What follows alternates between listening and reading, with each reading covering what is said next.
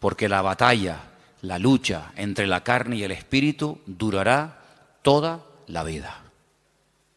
¿Amén? Yo sé que algunos dicen, uy, me cuesta decir amén, pero es así de claro. Te va a durar toda la vida. Y en esta tarde vamos a leer unos versículos de Gálatas capítulo 5 que se parecen mucho a los versículos que leímos el domingo por la tarde, que era el capítulo 8 de Romanos. Ahora pues ninguna condenación hay para los que están en Cristo Jesús, los que no andan conforme a la carne, sino conforme al Espíritu. Y vimos cómo el capítulo 8 de Romanos, que es un capítulo extraordinario, donde las palabras clave son carne y espíritu, espíritu y carne, aparecen muchas veces con diferentes connotaciones, con diferentes aplicaciones. Ahora cuando comencemos a leer en Gálatas capítulo 5, verso del 16 en adelante, te va a dar la impresión, te va a dar la sensación de que seguimos leyendo la carta de Pablo a los romanos. Pero no tiene nada que ver con la carta de Pablo a los romanos. Esta es otra. Esta es la carta a los Gálatas. Y voy a comenzar a leer a partir del versículo 16. Digo pues, andad en el Espíritu. Ya esto ya lo había dicho también a los romanos.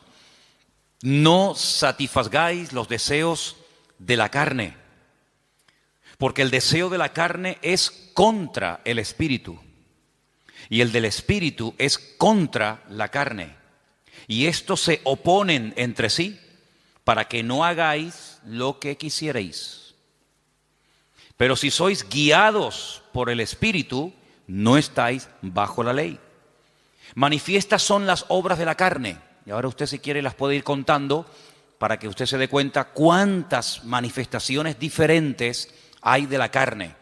Lectura que, por cierto, se leyó también el domingo a la tarde. Solamente la volvemos a repetir.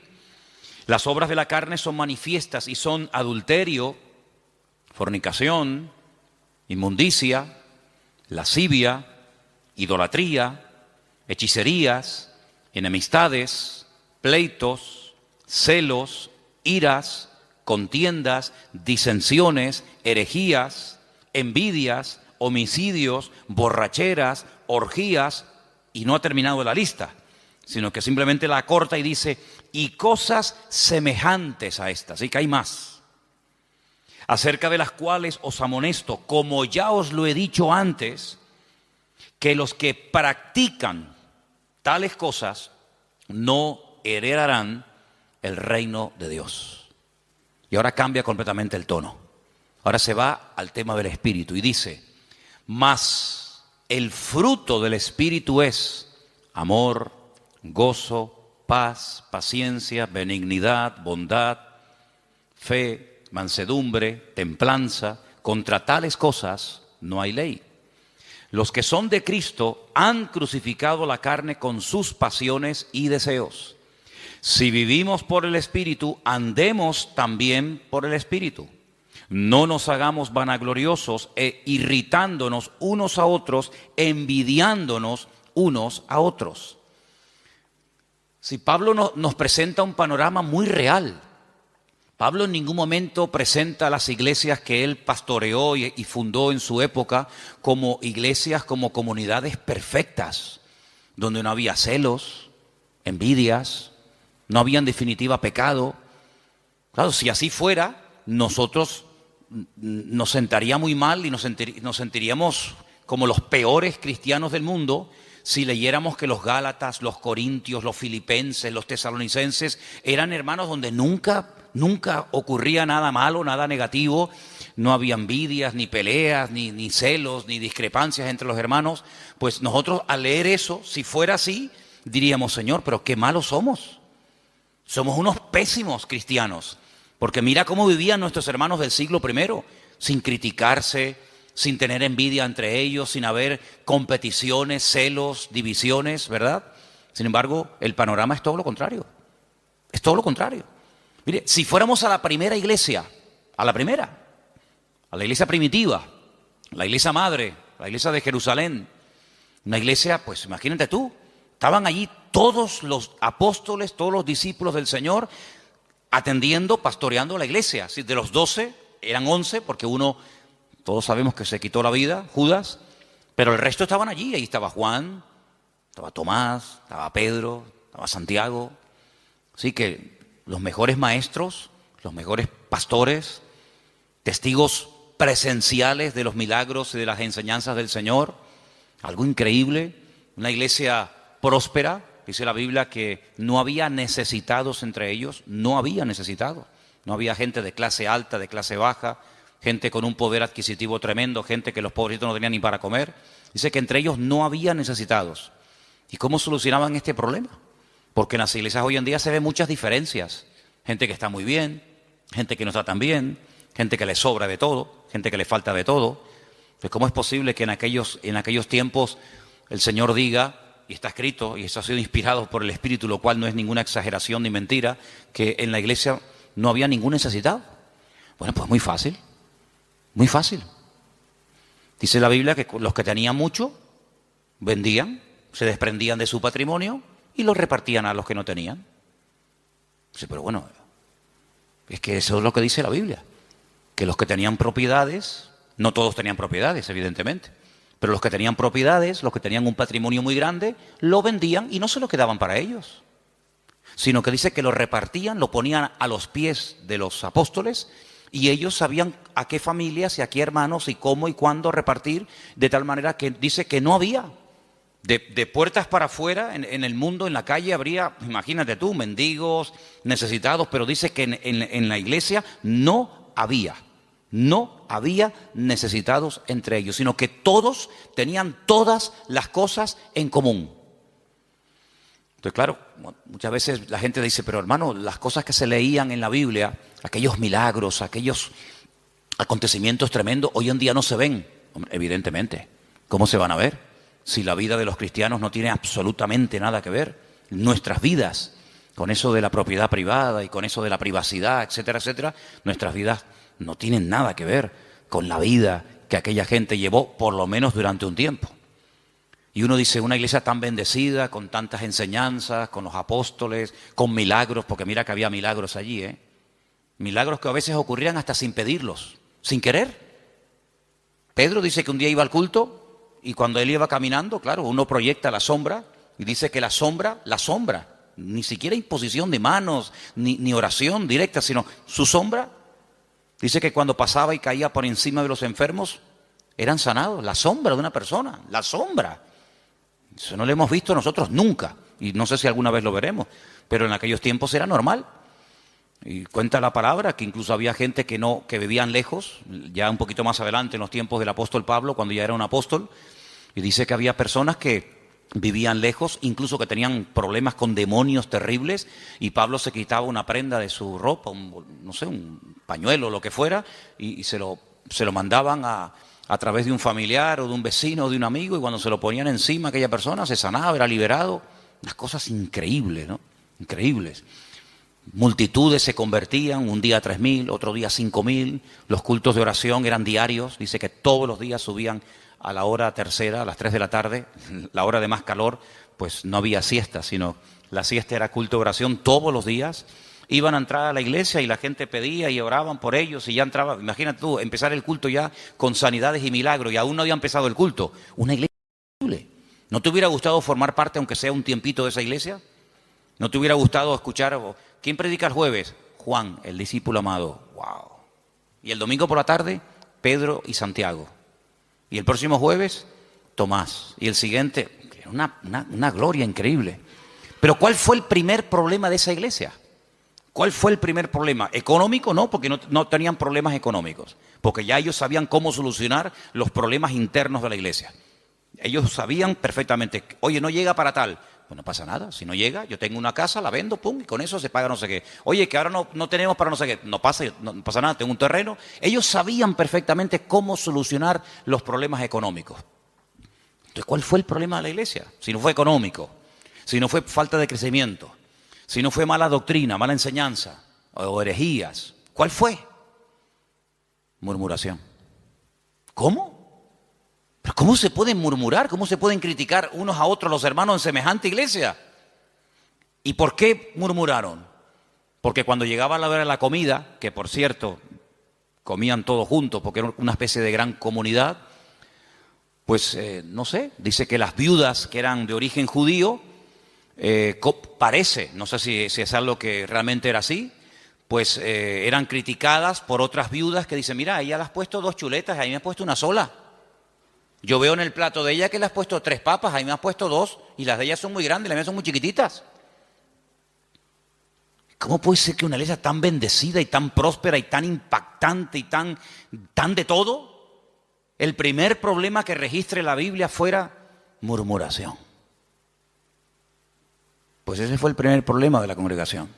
Y de ahí nace la idea de nombrar diáconos, ayudantes, colaboradores, que cuando llegue la hora de la comida, pues ellos sean los que distribuyan y se evite este problema en la congregación, porque no vamos a permitir que por la comida y por la murmuración se frene el avance y se estropee el buen ambiente espiritual que hasta hoy hemos tenido.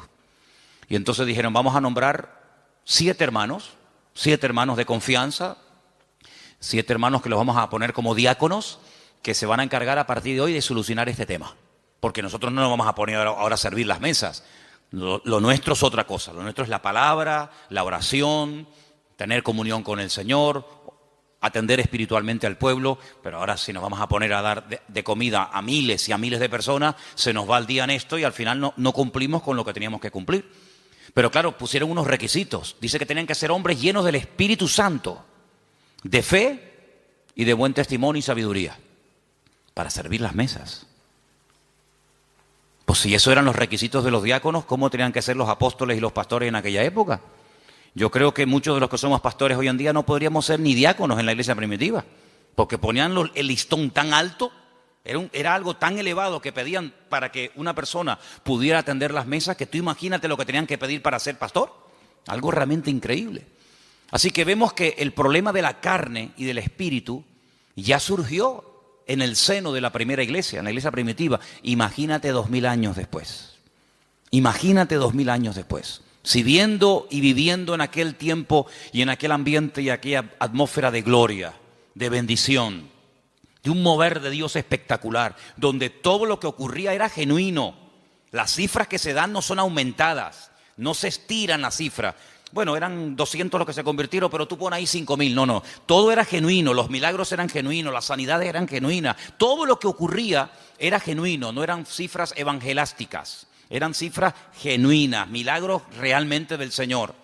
Si eso ya ocurría en aquella época, imagínate hoy en día cuando nuestro nivel de santidad, nuestro nivel de espiritualidad no tiene absolutamente nada que ver con el de nuestros hermanos de los primeros siglos de la era cristiana.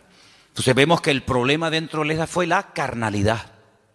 Ahora, oraba y le pedía al Señor, Señor, tiene que haber algún cuadro, tiene que haber algún pasaje en la Biblia para que este tema que estamos tratando últimamente de la carne y del espíritu, de vivir en victoria o vivir en derrota, nos resulte lo suficientemente gráfico como para captar lo que más o menos quiere decir la Biblia cuando habla de la lucha continua entre la carne y el espíritu. Y hay un pasaje extraordinario, hay un pasaje increíble y lo vamos a leer esta tarde y vais a ver cómo al entender ese pasaje vais a poder entender mucho más lo que me refiero cuando hablo de la carne y del espíritu. Vamos al primer libro de la Biblia, al primero, que se llama Génesis, capítulo 25. En Génesis capítulo 25 vamos a leer una historia muy conocida, pero de la cual vamos a extraer muchísimas lecciones para poder entender mejor la lucha entre la carne y el espíritu. Génesis capítulo 25, voy a leer a partir del versículo 19. ¿Lo tienen, hermanos? Muy bien. Dice así la palabra del Señor, presta atención, hermano. Estos son los descendientes de Isaac, hijo de Abraham. Abraham engendró a Isaac. Y era Isaac de 40 años cuando tomó por mujer a Rebeca, hija de Betuel, arameo de Padán Aram, hermana de Labán, arameo. ¿Cuántos datos en un solo versículo? La edad, el nombre del padre, el nombre del hermano, un montón de datos, todos muy importantes. Quédese con esta cifra. 40 años tenía cuando Isaac se casa. Y entonces dice en el versículo 21, y oró Isaac al Señor por su mujer, que era estéril, y lo aceptó el Señor y concibió Rebeca, su mujer. Y los hijos luchaban dentro de ella y dijo, si es así, ¿para qué vivo yo? Y se fue a consultar al Señor. Y el Señor le respondió y le dijo, 2 naciones hay en tu seno, y 2 pueblos serán divididos desde tus entrañas. El uno será más fuerte que el otro, y el mayor servirá al menor. Esa es la palabra que el Señor le da a esta mujer atormentada. Esta mujer que lo está pasando realmente mal, porque tiene una batalla, tiene una guerra dentro de su vientre. Entonces ella dice, Señor, si estar embarazada es esto, yo no quiero vivir, yo no quiero seguir adelante con este embarazo, quítame la vida. Y entonces ella se va y se refugia en el Señor y le dice, Señor, explícame qué es lo que aquí está pasando. Seguramente ella habrá hablado con otras mujeres, incluso a lo mejor, vete tú a saber, con alguna mujer que también estaba embarazada como ella en aquel tiempo. Y seguramente alguna le habrá dicho, oye, pues yo no sé, yo no te entiendo porque a mí no me está pasando nada de lo que tú estás diciendo. Entonces ella cuando se va a consultar con el Señor no es porque está un poquito mareada y tiene vómitos por la mañana temprano cuando se levanta y pierde el equilibrio y está cansada. No, ella está harta. Ella lo está pasando francamente mal. Pero va a consultar, va a buscar palabra de Dios. No va a quejarse, no va puerta por puerta, sino que ella va al único que le puede decir qué es lo que está pasando. Ella va al Señor y desahoga su alma delante del Señor y el Señor le habla y le da una palabra tremenda. Mira, no llevas 1, llevas 2. Y son 2 pueblos. Y están peleándose desde tu vientre. Y siempre será así. Y el mayor servirá al menor. Y entonces ya ella más o menos entiende qué es lo que está pasando. Seguimos. Versículo 24. Cuando se cumplieron los días para dar a luz, he aquí había gemelos en su vientre. Ya se lo había dicho el Señor, que había 2, no 1. Luego, aquí vemos que la primera parte de la palabra, no llevas 1, sino llevas 2, se está cumpliendo. Cuando ella vio salir 1 y vio salir al otro, ella seguramente habrá recordado lo que el Señor le había dicho. 2, llevas 2, no 1, 2. Luego, si la primera parte de la palabra se ha cumplido, prepárate porque la segunda también se va a cumplir. ¿Cuál es? Que se van a llevar como el perro y el gato. Que el mayor va a terminar sirviendo al menor. Que están divididos, enfrentados, peleados desde el vientre, ya están peleándose. Imagínate cuando sean grandes. Entonces dice en el versículo 25 que salió el primero.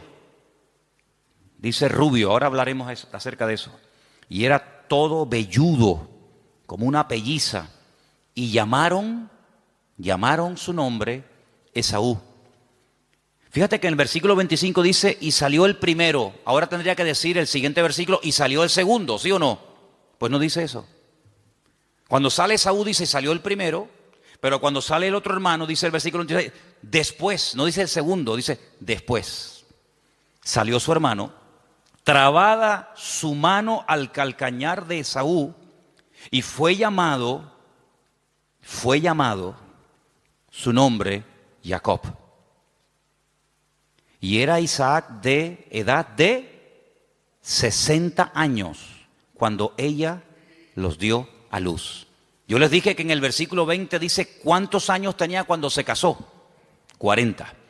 Y al final del versículo 26 dice cuántos años tenía cuando fueron padres. 60. Es decir, que durante 20 años intentaron ser padres y no pasaba nada. Dice la Biblia que ella era estéril. Pero Isaac sabía perfectamente que para Dios no hay nada imposible. Porque Isaac es el resultado de una oración de fe y de una intervención sobrenatural de Dios sobre su madre. Porque ustedes saben que los padres de Isaac fueron Abraham y Sara. Y la Biblia dice que eran gente muy mayor, muy mayor. Ella era de 90 y él de 100 años, tú imagínate. Y para colmo, ella también dice la Biblia que era estéril. Luego, humanamente hablando, entre la edad y el tema de la esterilidad, imposible. Pero él vive. Él sabe que su madre fue sanada cuando su padre oró por ella. Luego, ahora otra vez, se repite por segunda vez en una mujer, en una matriarca, el mismo problema que Sara, es estéril. Y se volverá a repetir en la siguiente generación, en Raquel, sabemos, ¿no? Era Sara, era Rebeca y era Raquel. 3 generaciones seguidas de mujeres estériles, pero mujeres sanadas por el poder de Dios. Una generación le daba ejemplo a la otra y la otra a la otra y así sucesivamente. Se pasaban la fe de unos a otros. Por eso dice que era la fe de Abraham, la fe de Isaac, la fe de Jacob, el Dios de uno, el Dios de otro, el Dios de otro, ¿verdad? No se aprendían cosas en una primera generación y luego no llegaban esa segunda y se terminaba diluyendo la bendición, sino que la bendición iba de menos a más. Date cuenta que, por ejemplo, Abraham ora, Dios sana a su esposa y tiene 1. El hijo nace y ora por su esposa y tiene 2. Y nace el tercero, que sería el nieto, en este caso el hijo de Isaac, y en vez de 2, tiene 12 varones y una hembra. Luego la bendición siempre va de menos a más. Ahora, fíjate qué curioso, 40 años tenía cuando se casó, 60 cuando fue padre. Quiere decir que durante 20 años no hay registro en la palabra de que Isaac orara por este tema. Esta es la primera vez que encontramos a Isaac orando por un tema familiar. Esta es la primera vez que la Biblia dice que Isaac se paró y dice, lo hemos leído en el versículo 21, Isaac oró al Señor. Si ustedes leen antes de este versículo, en capítulos anteriores, no dice absolutamente nada. Luego, durante 2 décadas, durante 20 largos años, aquí no pasaba nada. Hasta que Isaac, el cabeza del hogar, se para y dice, aquí hay que orar. Pero el texto que estamos leyendo esta tarde me llama mucho la atención porque cuando dice en el versículo 21, y oró, esa palabra, vayetar, significa oró insistentemente, porfiadamente. No oró de una forma superficial. Bueno, Señor, tú sabes que queremos ser Padre, ayúdanos en tu nombre, amén. Venga, vamos a hacer otra cosa. Sino que él se metió en serio con Dios. Él dijo, aquí hay un problema. Curioso que no dice que su esposa también oró con él, sino dice que él se puso enfrente de ella a orar por ella. Eso es muy curioso. Él tomó autoridad y dijo, bueno, a lo mejor tú ya te has resignado a no ser madre. Pero dice que él se paró frente a ella y él oró fervientemente. Bueno, por ahí hay un versículo en Santiago que dice que la oración del justo puede mucho. No dice así, me equivoqué, perdón. La oración eficaz del justo puede mucho.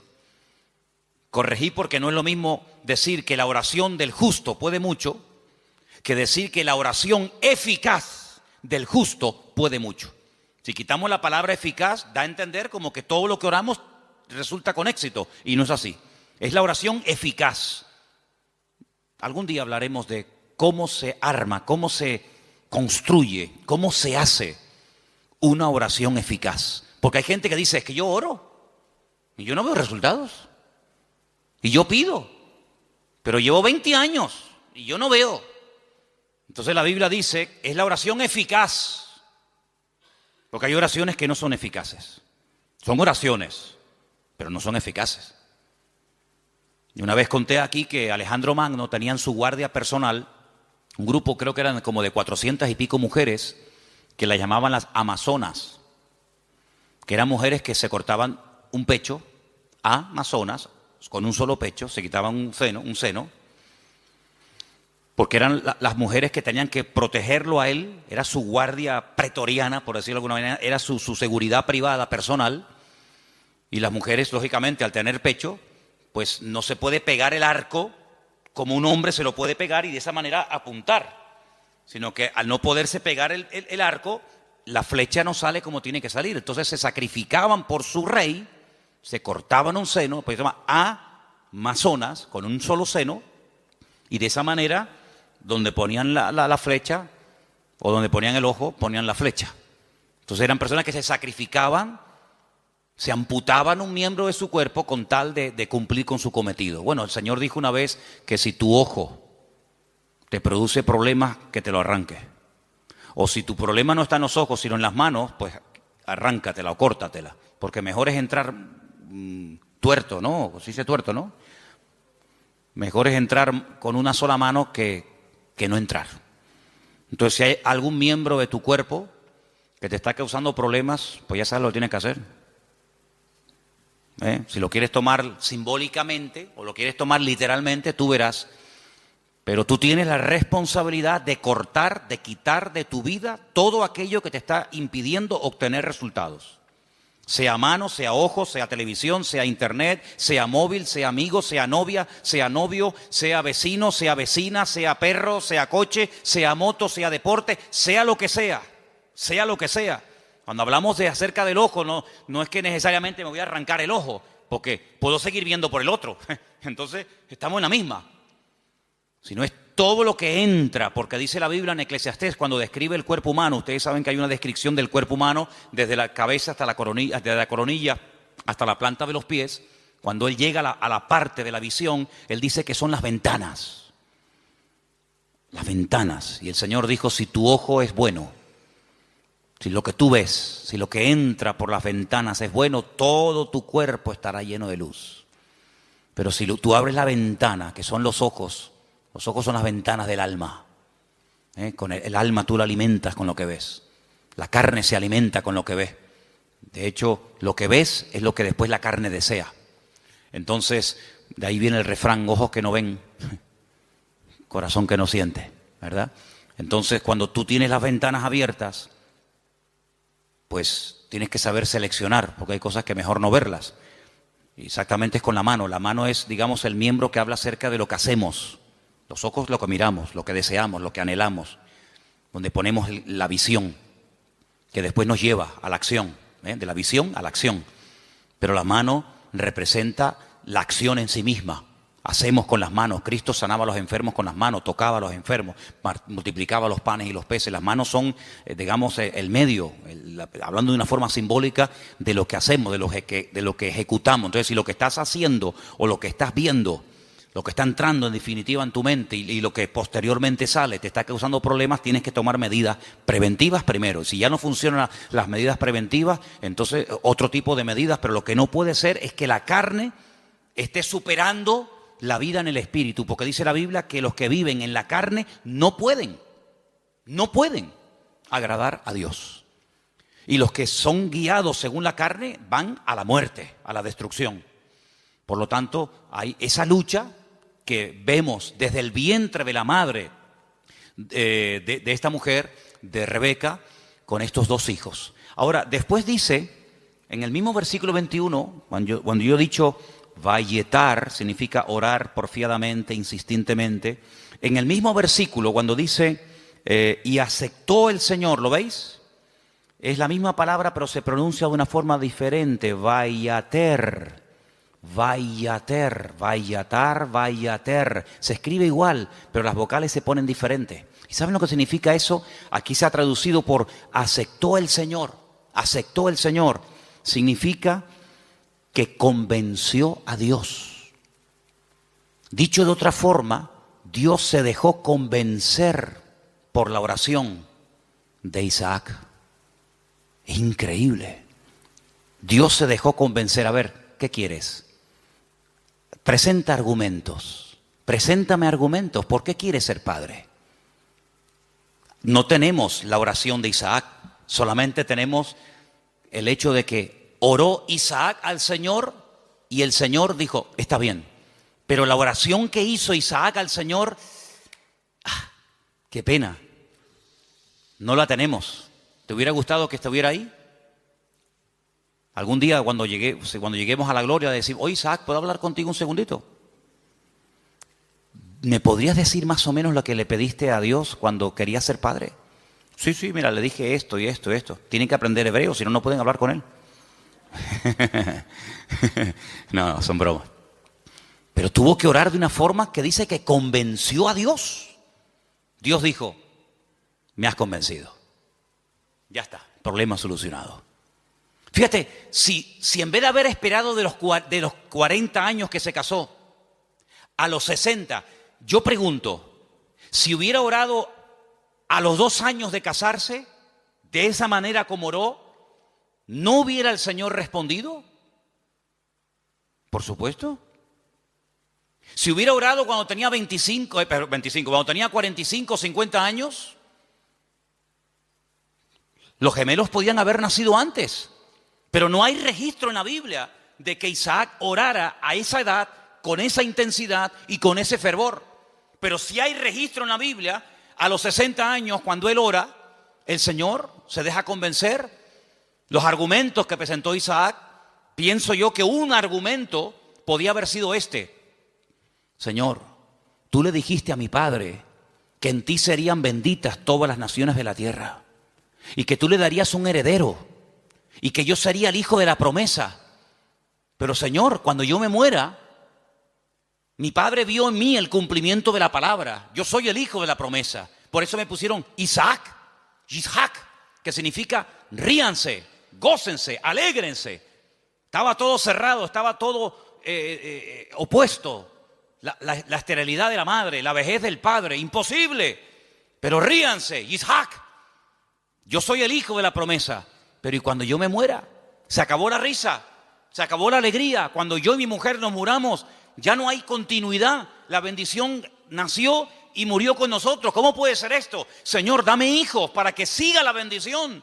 Y ahí presenta argumentos. Y ahí, en el buen sentido de la palabra, Isaac dialoga, discute, pelea con Dios en oración. Y dice, Vayater, Dios se dejó convencer. Estoy de acuerdo, Isaac, perfecto. Tu mujer a partir de ahora quedará embarazada. Qué tremendo, ¿eh? Qué tremendo. Si nos tomáramos más en serio, no solo la oración, sino cómo oramos, qué diferente sería nuestra vida, ¿sí o no? A veces no tenemos suficiente fe. Yo sé que la fe la tenemos que poner en el Señor, eso lo tengo más claro que el agua. Pero el Señor nos ha dado un medio poderosísimo, que es la oración. Si lo usáramos más, si oráramos más fervientemente, y esto no tiene nada que ver con el carácter de uno, porque Santiago, cuando dice que la oración eficaz del justo puede mucho, pone un ejemplo. Uno dice, bueno, oración eficaz de un justo, a ver, ¿quién podría ser? No hace falta que te rompas la cabeza. Santiago dice, Elías era un hombre, dice, sujeto a pasiones semejantes a las nuestras. Cuando se enfadaba Elías, hermano, sal corriendo, Sal corriendo, que cuando se enfada, ora a Dios, te cae una llama de fuego encima y te fulmina, Estaban un día en lo alto de una montaña y el rey dice, llámenme al profeta. Y llega un capitán con sus soldados y le dice, varón de Dios.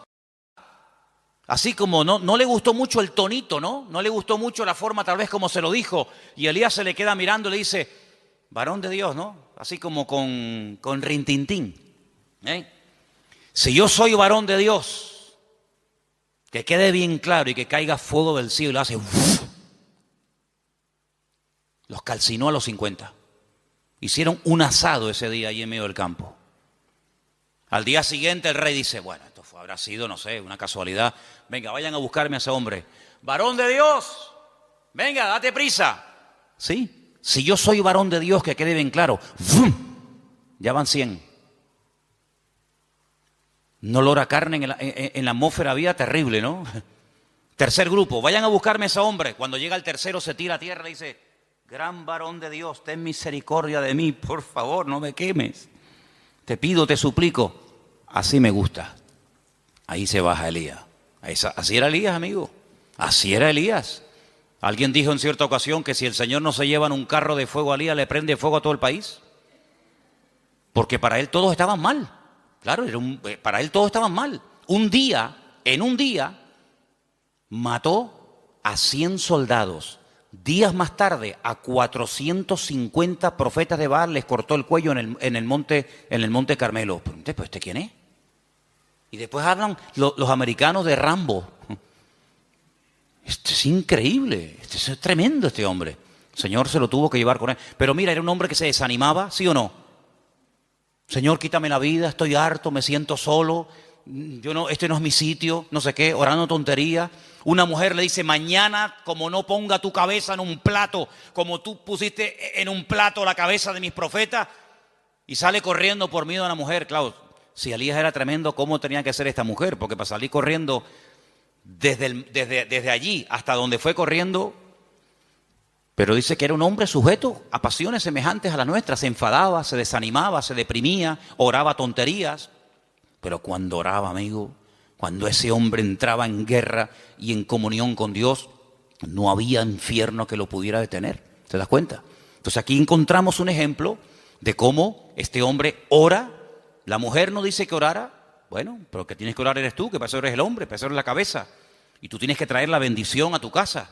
Y la bendición viene cuando tú buscas de Dios, cuando tú oras sinceramente. Mira, el peor defecto que puede tener un hombre no es que no predique. Hermana, si su marido nunca va a ser un predicador, no se enfade con él. No todos han sido llamados a predicar. Ese no es el mayor problema de un hombre. El mayor problema de un hombre es que no sabe cantar. No. Hermano, hay hermanos que el Señor los bendiga. Por ahí no van los tiros. Es que a mí me gustaría tener un hombre que cante, sí, pero mire, le tocó. No hay más, hermana. El problema de un hombre no es que no canta o no predica. ¿Tú sabes cuál es la peor desgracia que puede tener un hombre? Que no sepa orar. Ese es el problema más grande que puede tener una mujer, es que su marido no ora, que no sepa orar. Porque este hombre, cuando oró fervientemente y oró porfiadamente, insistentemente, automáticamente en la casa, todo cambió. Todo cambió. Ahora, la oración trajo problemas. Porque por la oración de Isaac, dice la Biblia, que su mujer lo estaba pasando mal. Pero ella, ¿qué fue lo que hizo? Lo que le enseñó su marido. Vete a hablar con el Señor, déjate de quejarte, vete a la cámara secreta y allí en la cámara secreta abre tu alma delante del Señor. Y el Señor le dio una palabra tremenda. A muy pocas gentes el Señor le da palabras específicas para sus hijos y a ella se los dio. Vamos a leerlo otra vez. 2 naciones hay en tu seno, 2 naciones, 2 pueblos serán divididos desde sus entrañas. Es imposible la convivencia. Un pueblo será más fuerte que el otro pueblo y el mayor servirá al menor. Tremendo. Este hombre cambió la situación de su casa porque oró por ella. Ahora, lo que me llama la atención, lo decíamos hoy en casa, que cuando su papá, cuidado con esto, cuidado, porque hay cosas que se transmiten a través de lo físico, de lo genético, pero también hay cosas que se transmiten de generación en generación por la vía espiritual. Si me sacan una célula de mi cuerpo, cualquiera que sea, y extraen un ADN de mi pelo o de donde sea, en un 99,9% ese ADN dirá que yo soy hijo de fulano de tal. Es inevitable, totalmente inevitable. Las famosas pruebas de paternidad. No, es que ese hijo no es mío. Sí, hazte una prueba de paternidad y ahí, amigo, ahí sale. O eres o no eres. Bueno, tal vez no. O eres o no eres. Lo genético, queramos o no, se transmite de generación en generación. ¿Y lo espiritual? Porque dice la Biblia que somos espíritu, alma y cuerpo. Luego transmitimos la genética y como lo natural es un reflejo de lo espiritual, lo he dicho ya 1.000.000 de veces, pues si transmitimos lo genético, si transmitimos lo físico, lo espiritual, no te quepa la menor duda. Por ahí podríamos un día hablar largo y tendido sobre este tema. Dice la palabra de Dios que tal la madre, tal la hija. ¿Sí o no? Eso dice la Biblia. Tal la madre, tal la hija. No dice tal el padre, tal el hijo. Eso no lo dice. Pero la Biblia se dice tal la madre, tal la hija. Así que mamá, ten cuidado que le estás transmitiendo a tus hijos. Porque la madre transmite mucho más a los hijos de lo que te puedas imaginar. Mucho más a veces que un padre. ¿Qué te parece? La responsabilidad es tremenda. Así que si hay aspectos negativos espiritualmente hablando de tu madre o de tus antepasados, métete en la habitación con el Señor y que Dios corte todo eso lo antes posible. Para que no seas tú una víctima de cosas del pasado. Aunque un día hablaremos más detenidamente sobre todo esto. Pero lo que quiero decir con todo esto es que él no tomó una sierva. Él podía haber dicho, bueno, ¿qué hizo mi padre cuando oró y no venía yo, no nacía yo? ¿Qué hizo mi padre? Tomó una sierva. Era la costumbre de la época. La costumbre, no lo bíblico, no lo correcto. Por dejarse llevar por la costumbre, resulta que hasta el día de hoy estamos pagando las consecuencias de aquello. Porque no fue una palabra dada por el Señor como ahora el Señor le está diciendo a Rebeca lo que le está pasando, sino que fue una costumbre. Cuando la señora de la casa no podía tener hijos, o bien porque fuera estéril, o bien porque fuera demasiado mayor, la costumbre era una criada, la criada de la señora, la criada de confianza de la casa, pues podían tener relaciones sexuales, el amo con ella, y ese hijo que naciera se consideraba hijo legítimo del matrimonio. De hecho, había prácticas que a la hora de parir se ponía una debajo y otra arriba, y las dos hacían como que estaban pariendo, y no, era toda una historia, ¿no? Isaac podía haber dicho, bueno, pues yo voy a hacer lo mismo. Él no hizo eso, porque él aprendió que imitar lo que otros hacen para obtener resultados no es lo correcto. No hay que imitar lo que hacen otros, y mucho menos tomar costumbres y aplicarlas como si fueran principios bíblicos. Tú no tienes que imitar a nadie. Es que mi padre lo hizo, pero eso no significa que tú lo vas a hacer. Mira, hay un momento en la vida de Isaac en el que él tiene la tentación de hacer lo mismo que hizo su padre. No con la criada, ya eso lo dejamos bien claro, porque Isaac prefirió esperar en Dios 20 años que precipitarse y adelantarse, como hizo su padre con Agar, y fue un desastre. Que al final saben que tuvo que expulsarla, al hijo, etcétera, etcétera. Pero hay un momento en el que él quiere bajar a Egipto, porque su papá bajó a Egipto. Y entonces el Señor lo para y le dice, no, tú no bajas a Egipto.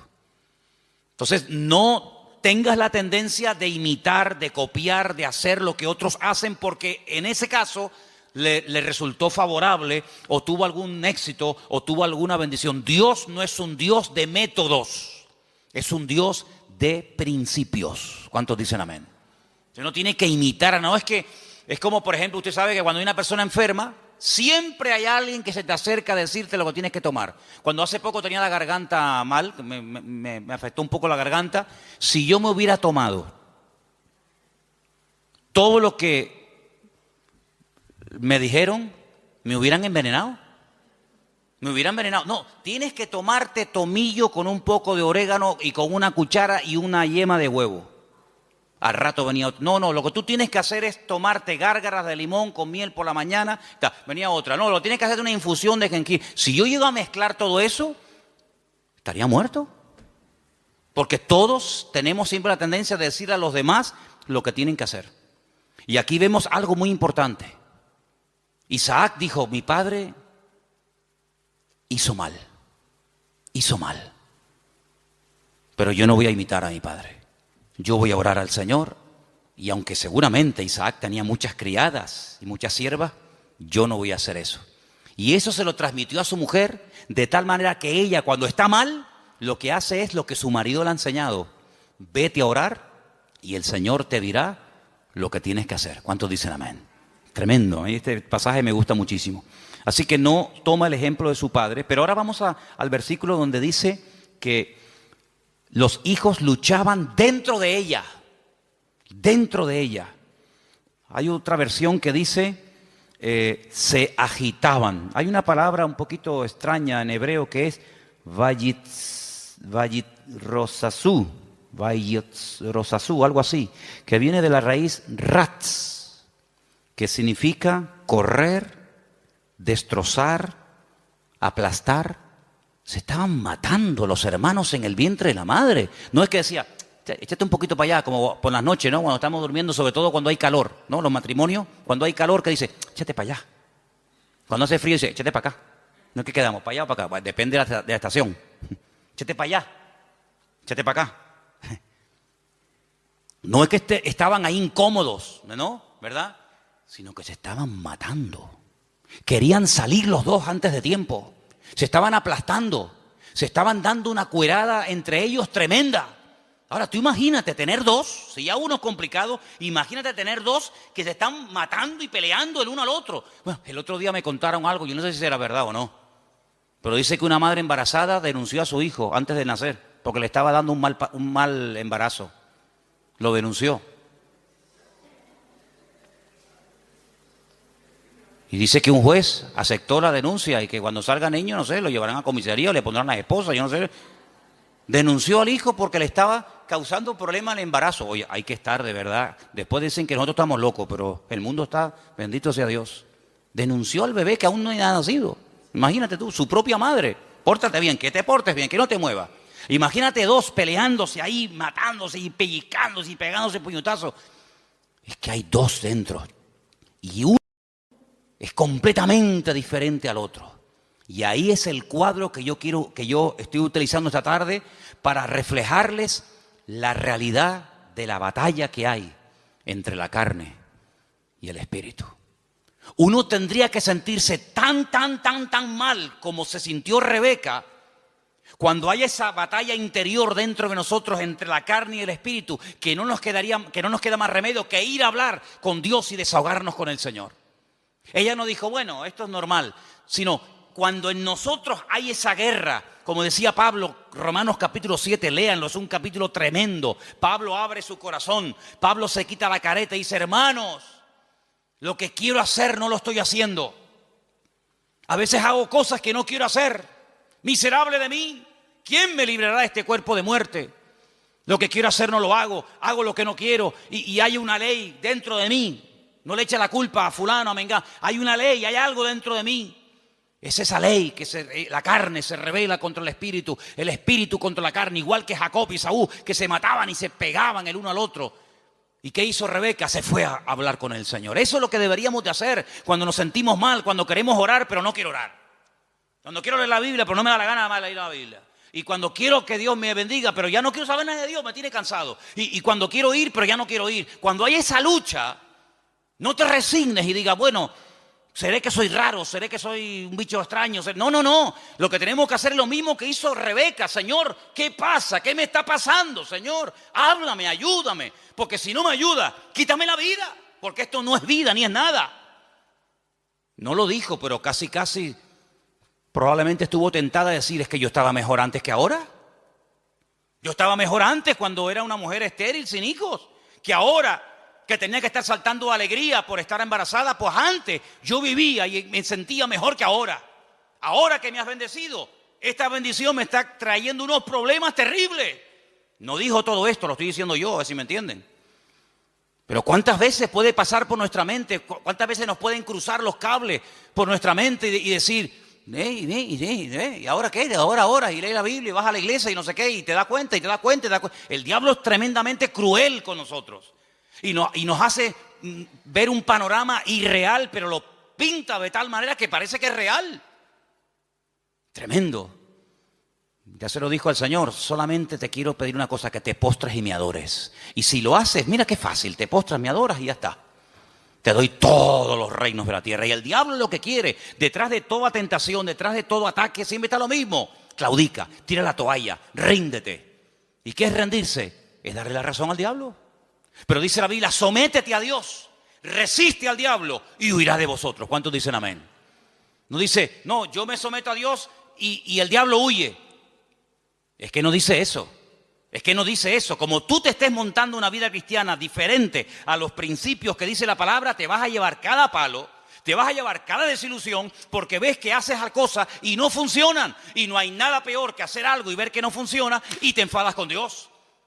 Someteos a Dios, someterse a Dios. ¿Qué es someterse a Dios? Habrá que explicar a estas alturas lo que es someterse a Dios. Hermano, rendirse a Dios sin condiciones. Es que yo siento, es que yo creo, es que a mí me parece, es que yo haría. Someterse, rendirse. Tú has perdido la guerra, el que manda soy yo. No me digas a mí dónde tienes que vivir, cómo tengo que vestirte, cómo tengo que tratar, porque tú te has rendido. El que he ganado soy yo, y el que gana la guerra le dice al vencido cómo tiene que hacerse las cosas. No me vengas a poner condiciones. Someterse a Dios, rendirse a Dios. Ya no vivo yo.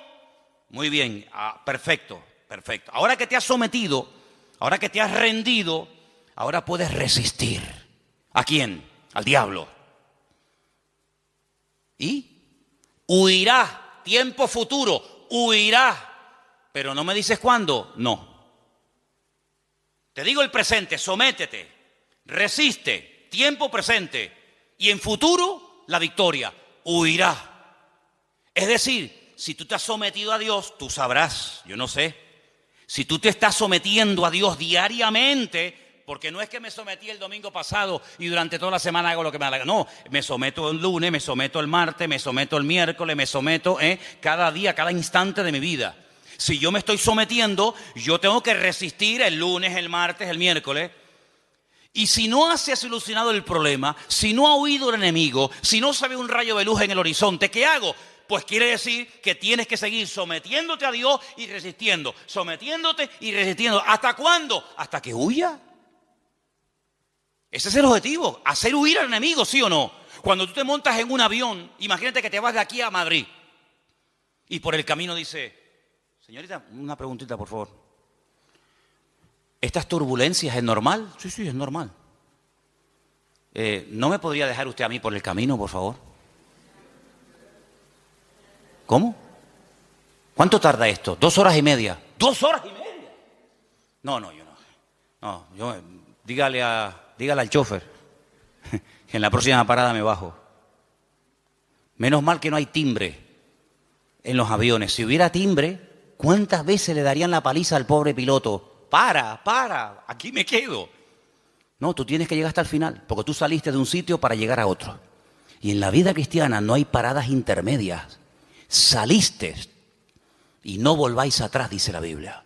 El Señor le dijo al pueblo de Israel, no hagan otra vez nunca este camino de vuelta. Yo los he sacado de allí para llevarlos a la tierra de prometida, la tierra que fluye leche y miel. No se les ocurra nunca más, ni a ustedes, ni a vuestros descendientes, hacer el camino de vuelta a Egipto, porque no hay marcha atrás. Y en la vida cristiana dice que el que pone la mano en el arado no puede mirar atrás, porque si pongo la mirada atrás, el surco no sale derecho, sale todo torcido, y eso es un desastre, Por lo tanto, vemos en este pasaje que se oró, se obtuvo resultados, pero lo que queremos hablar con todo esto es de la diferencia.